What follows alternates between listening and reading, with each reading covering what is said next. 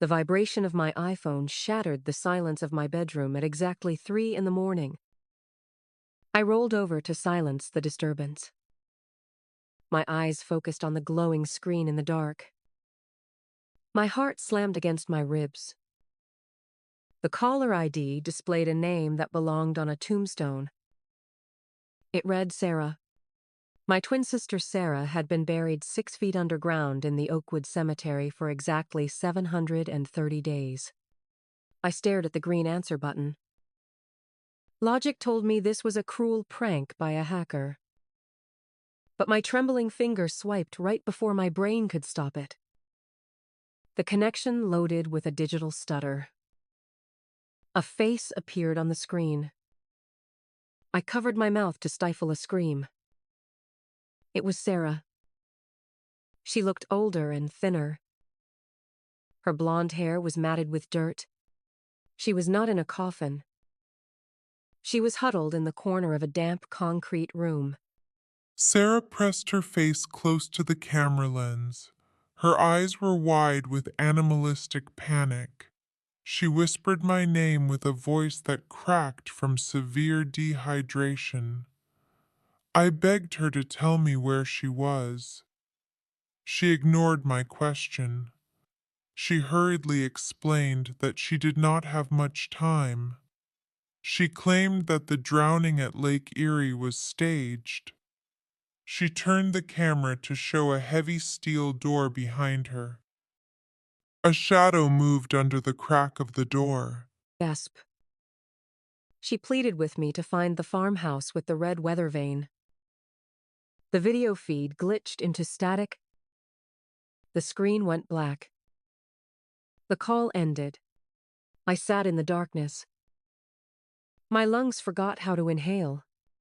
My husband Mark groaned beside me and clicked on the bedside lamp. He saw my pale face and asked what was wrong. I grabbed his shoulders to shake him awake. I insisted that Sarah was alive. I told him she just called me on FaceTime. Mark looked at me with a mixture of exhaustion and pity. He gently removed my hands from his arms. He reminded me that Dr. Evans had warned us about these hallucinations. He reached into the drawer for my anxiety medication. I slapped the pill bottle out of his hand. The orange plastic container hit the wall and scattered pills across the hardwood floor. Mark sighed. He explained that grief often manifests in dreams on the anniversary of a death. He refused to look at my phone. He urged me to go back to sleep. I unlocked my phone to show him the call log. My stomach dropped. The call history was empty. There was no record of an incoming FaceTime at 3 in the morning. Mark gave me a sympathetic look that made my blood boil. He believed I was crazy. I knew I was not. I grabbed a jacket and ran downstairs to the kitchen. I needed proof before they locked me up in a psychiatric ward again. I opened my laptop to access my cloud account. If the call happened on my phone, the data backup might have caught a trace of the connection packet. I typed my password with shaking hands. System showed a spike in data usage 3 minutes ago. I traced the IP address of the incoming packet. It was not coming from a hacker in a basement. The signal originated from a rural sector in Pennsylvania, 300 miles away from our home in Ohio. I took a screenshot of the location data. Suddenly, a notification popped up on my screen. Email from Sarah's old account. I clicked it open. The subject line was empty. The body of the email contained a single attachment. It was a photo. I opened the file. It was a picture of me, sleeping in my bed, taken from the window of my own bedroom. The timestamp was 2 minutes ago. Spun around to face the window behind me. The curtains were slightly open. Darkness pressed against the glass. I realized with horror that the person who staged Sarah's death was not just holding her captive, they were watching me right now. I grabbed my car keys and the laptop. I ran out the front door into the cold night air. I could not trust Mark. I could not trust the police who had closed the case 2 years ago. I threw the car into reverse and peeled out of the driveway. I needed to get to that signal in Pennsylvania before the sunrise. But I did not notice the black SUV parked down the street. Its headlights flickered on the moment I turned the corner. The speedometer on my dashboard hit 90 miles per hour. The interstate was a ribbon of black asphalt under the moonlight. I checked the rear-view mirror for the 10th time in 1 minute. The twin beams of headlights were still there. They had tracked me since I left the city limits of Columbus. The black SUV maintained a steady distance of 50 yards behind my sedan. I gripped the steering wheel until my knuckles turned white. My mind drifted back to the cold waters of Lake Erie 2 years ago. That afternoon was supposed to be a celebration of our 25th birthday. The police report stated that our rental boat struck a submerged log at high speed. The impact threw us both into the freezing water. I remembered the crushing weight of the waves. I remembered screaming Sarah's name until my voice failed. The rescue team found me clinging to the overturned hull 3 hours later. They never found Sarah. Dragged the lake for 7 days. He eventually told my parents that the undercurrents had likely pulled her body into the deep channels. We buried an empty casket. My parents accepted the tragedy with broken hearts. My husband Mark held me while I cried at the funeral. But Sarah was not dead. Jolt brought me back to the present. The black SUV surged forward. It rammed into my rear bumper with a metallic crunch. My car swerved violently toward the guardrail. I fought the steering wheel to regain control. The driver behind me did not care about subtlety anymore. They wanted to run me off the road before I reached Pennsylvania. I saw a sign for a truck stop 1 mile ahead. Foot on the accelerator. The engine roared as I pushed the sedan to 100 miles per hour. The SUV matched my speed. We raced toward the exit ramp side by side. I waited until the last possible second. I slammed on the brakes and jerked the wheel sharply to the right. My tires smoked and screeched against the pavement.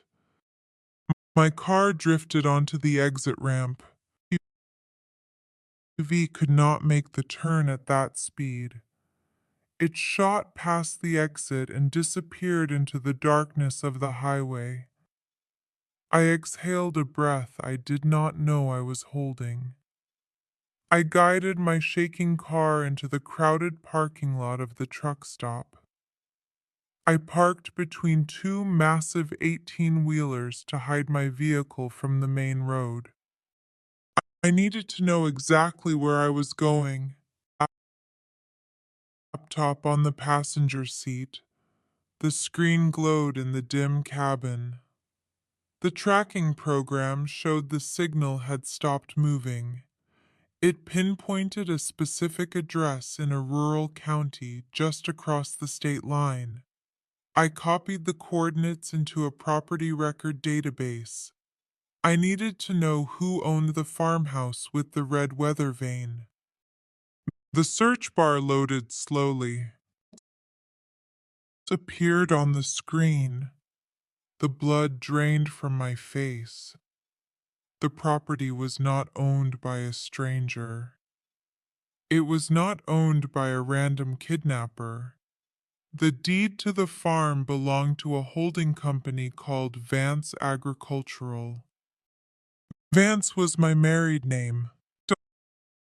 On the company details, the registered owner was Arthur Vance.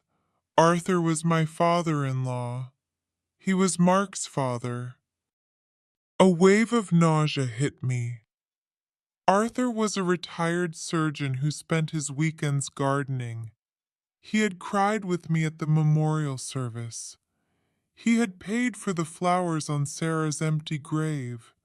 But now the digital trail linked him directly to the prison where my sister was trapped. I looked down at my hands, realized with horror why Mark had been so insistent on my medication. The pills were not to help me sleep, they were to keep me sedated. He needed me foggy and compliant so I would never question the gaps in their story. My marriage was a lie. My family was a lie. I put the car in reverse, placed the shock. I was 3 hours away from the farm. I did not know if Mark had alerted his father. I did not know if the men in the SUV were doubling back. But I knew one thing for certain. I reached into the glove compartment and pulled out the tire iron I kept for emergencies. It was heavy and cold in my hand. I was not turning back. Out of the truck stop and turned onto the back roads. The GPS indicated 40 miles to the target. The sun would rise in 2 hours. I had to reach Sarah before they moved her. I drove into the deep woods of Pennsylvania. The road narrowed into a dirt track. The dirt track ended at a rusted iron gate. I hid the car behind a dense thicket of oak trees and proceeded on foot. The farmhouse loomed against the gray morning sky like a decaying skeleton. It was a massive Victorian structure with peeling white paint. I looked up at the roof.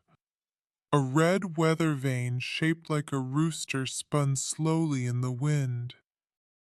This was the place. Gripped the tire iron tightly in my sweating palm. I skirted the perimeter of the main house to avoid the security cameras mounted on the porch. My boots crunched softly on the wet gravel. I headed toward the large barn in the backyard. Sarah's video showed a concrete room. Farmhouses often had storm cellars or converted bunkers near the outbuildings. I found a heavy steel door embedded in the earth behind the tractor shed. Video call perfectly. A high-tech keypad secured the entrance. The red light on the lock blinked ominously. I did not know the code, but I noticed a ventilation pipe sticking out of the ground nearby. I pressed my ear against the cold metal vent to listen. I expected to hear crying or screaming. I heard a rhythmic beeping sound. It sounded exactly like a hospital heart monitor. I circled the concrete structure looking for a weakness. I found a narrow window slit at ground level covered by thick wire mesh. I lay on my stomach in the wet mud. I wiped the grime off the glass with my sleeve. I shined my phone flashlight through the dirty window. The beam of light cut through the darkness below. I gasped. It was a fully equipped operating room. Stainless steel tables gleamed under sterile lights. Intravenous drips hung from metal stands. And there was Sarah. She was strapped to a medical bed in the center of the room.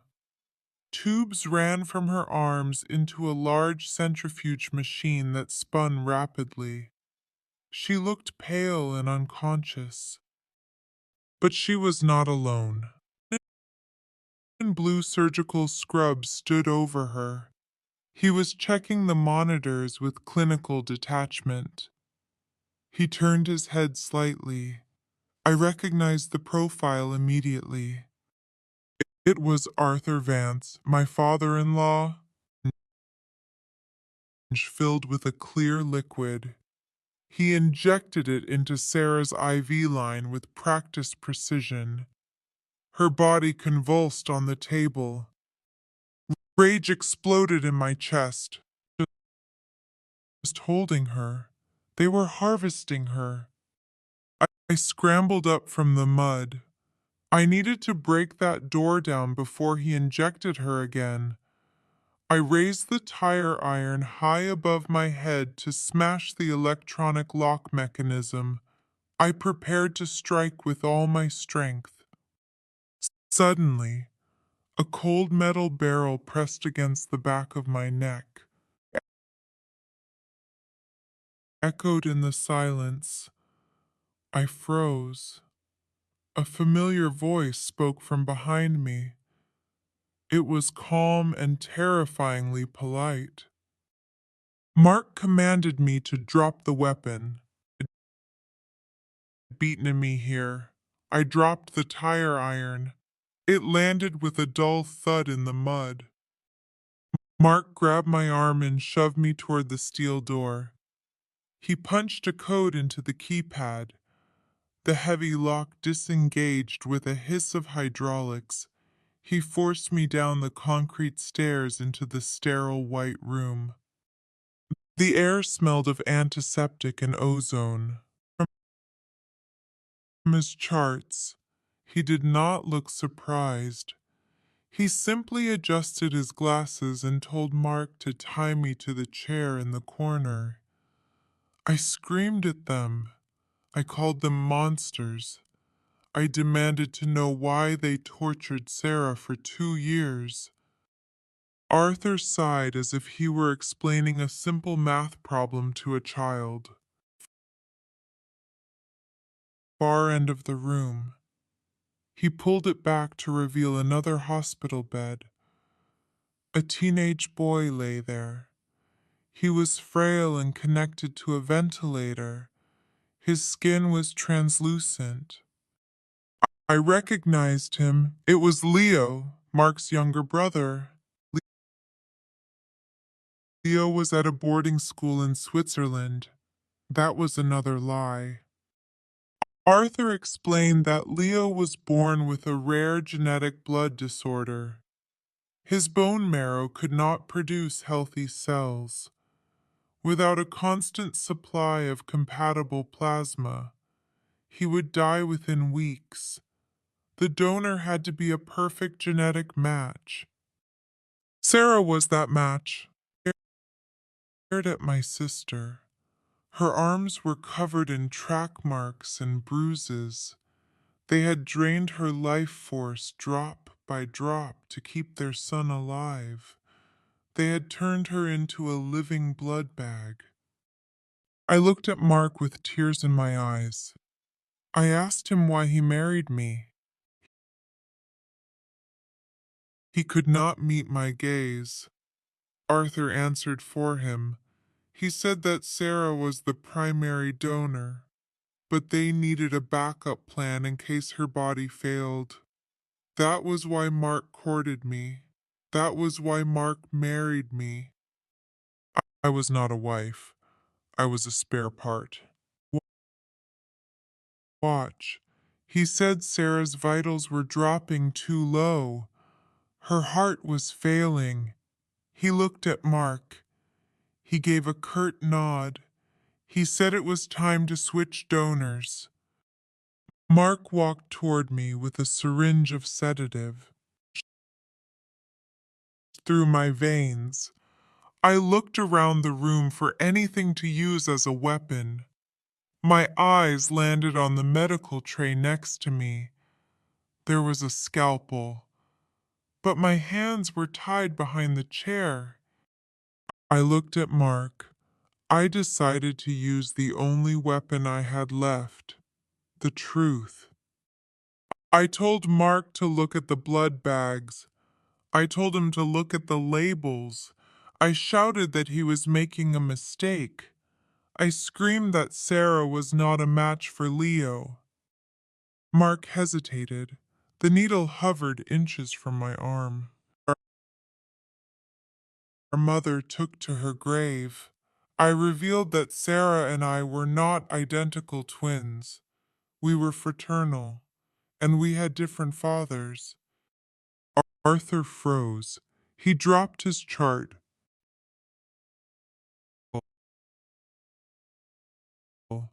But in that moment of desperation, I needed to plant a seed of doubt. I needed 10 seconds of confusion. Arthur rushed to the microscope to check the blood samples. He yelled at Mark to wait. That was my chance. Threw my weight backward. The chair tipped over and smashed into the metal tray. The scalpel slid across the floor. My fingers scrambled to grab the sharp blade. I cut the zip ties on my wrists. Mark lunged at me, pulled to the side, and drove the scalpel into his leg. He screamed and collapsed. I grabbed the syringe he dropped. I sprinted toward Arthur. The old man tried to block me. I jammed the sedative into his neck and depressed the plunger. He slumped to the floor unconscious. Sarah's bed. Her eyes fluttered open. She looked at me and weakly smiled. But the nightmare was not over. Began to wail. The security system had triggered a lockdown. The heavy steel door at the top of the stairs began to close automatically.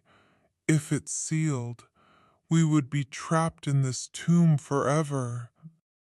I unstrapped Sarah. I pulled her heavy body off the table. I dragged her toward the stairs. My muscles burned. The door was lowering fast. 3 feet, 2 feet. We were not going to make it. I shoved Sarah's body through the narrowing gap. The rough concrete scraped her skin. I dove after her. The heavy steel door clipped the heel of my boot. It slammed shut with a thunderous boom that shook the ground. We were trapped on the outside, but we were free. I dragged Sarah through the mud to my car. Conscious. Her breathing was shallow. I lifted her into the passenger seat and buckled her in. I scrambled into the driver's seat and locked the doors. I expected Mark to burst out of the farmhouse with a shotgun, but the windows of the mansion remained dark. I started the engine and floored the gas pedal. I tailed on the gravel before finding traction. I drove like a madwoman. I did not stop until I saw the neon lights of a gas station 10 miles down the main highway. I screeched to a halt in front of the convenience store.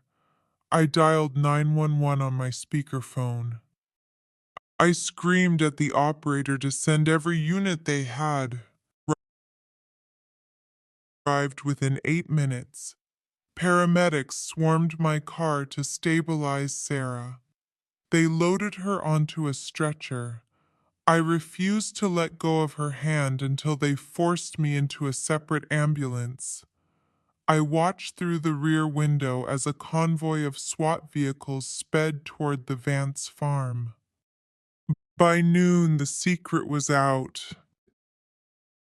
In the waiting room of the County General Hospital, wrapped in a gray wool blanket, a detective approached me with a grim expression. He told me they had breached the bunker.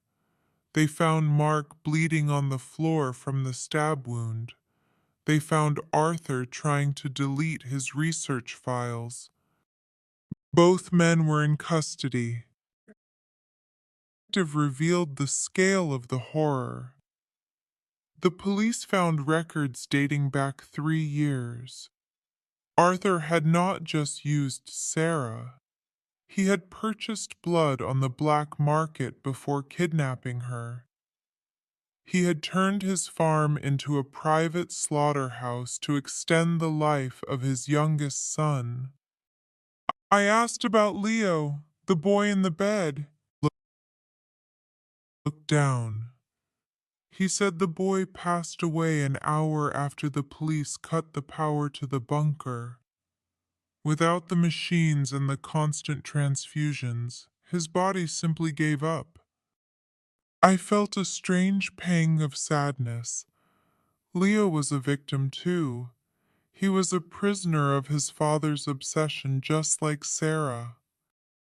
The news broke that evening. Camped outside the hospital. They called it the Vampire Farm case. My face was on every channel. Mark's face was on every screen. The man I had shared a bed with for 2 years was now being called a monster by the entire nation. I walked into Sarah's recovery room. Her skin was still pale, but the color was returning to her cheeks. She looked at me. She did not speak. She simply reached out and squeezed my hand. We did not need words. We had survived the grave. But as I looked at the news report on the hospital television, I realized something terrifying. The anchorwoman mentioned that Arthur Vance's legal defense was being funded by an anonymous trust. She mentioned that the holding company, Vance Agricultural, had a silent partner. Someone else had known about the experiments. Someone else had paid for the equipment. We were safe for now. But the root of the evil went deeper than just my husband and his father. It has been 180 days since the police raided the farm. The trial was swift and brutal. The jury deliberated for less than 3 hours. Mark was sentenced to life in prison without the possibility of parole. He screamed my name as the bailiffs dragged him out of the courtroom.